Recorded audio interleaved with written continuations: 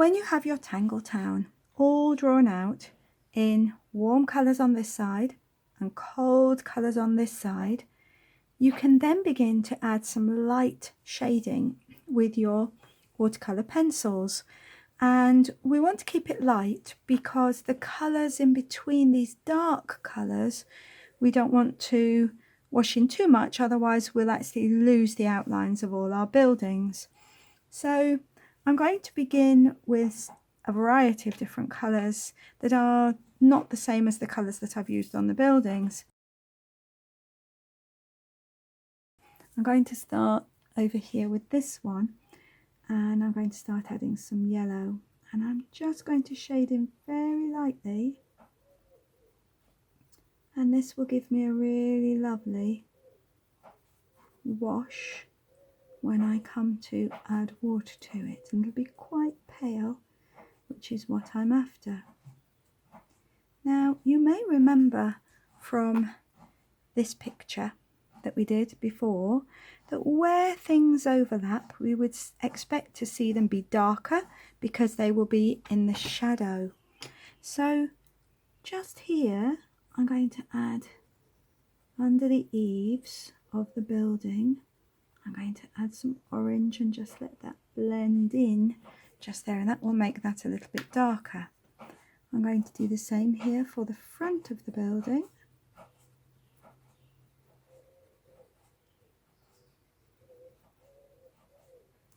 And add some yellow.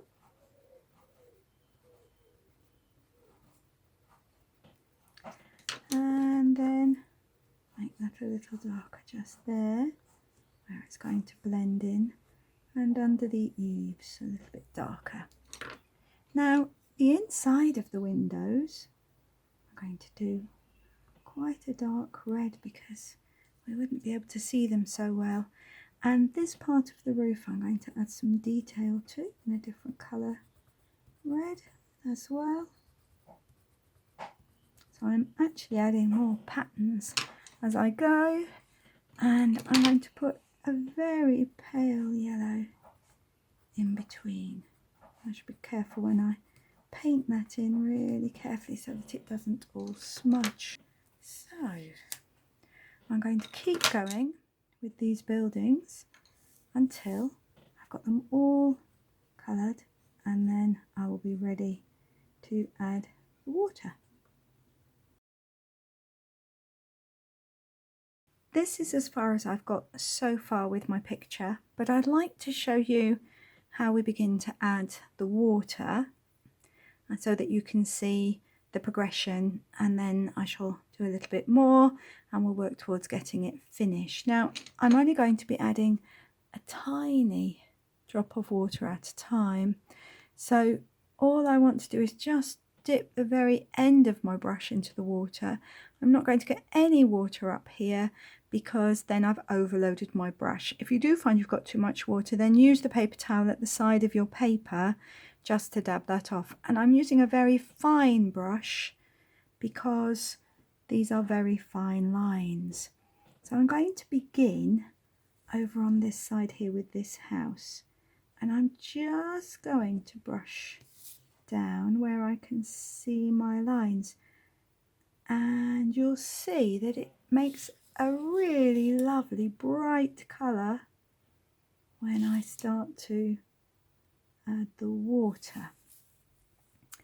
Now because I want all my colours to stay really fresh, I'm going to add the water slowly and make sure that my brush isn't overloaded with water every time.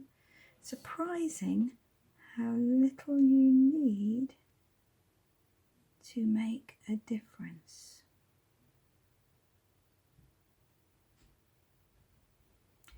I'm also being quite careful not to go up to that line at the moment because that's quite wet, and I don't want these colours to run. So tips: very little water on the brush, you need hardly any.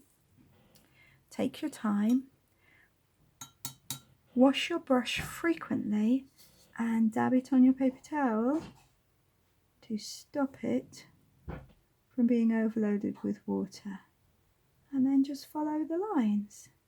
Now if you find that one line runs into another slightly, that's part of the effect of watercolours and is to be expected.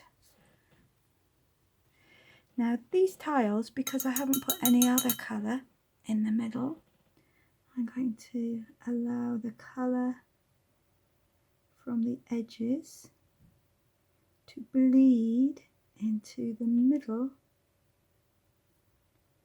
and that gives me a lovely pale colour. I'm going to do the red ones first, and then I'll rinse my brush and go back to do the orange ones. At this stage you can see that quite a lot of the warm colours are done, and I've added a lot of watercolour pencil to the right hand side, and I'm just going to do a little bit of colouring in and see how this comes along, or painting in I should say. Let's make sure I don't have too much water on my brush, and I'm just following the lines really carefully, and then we'll be able to see the contrast between the warm and the cool colours.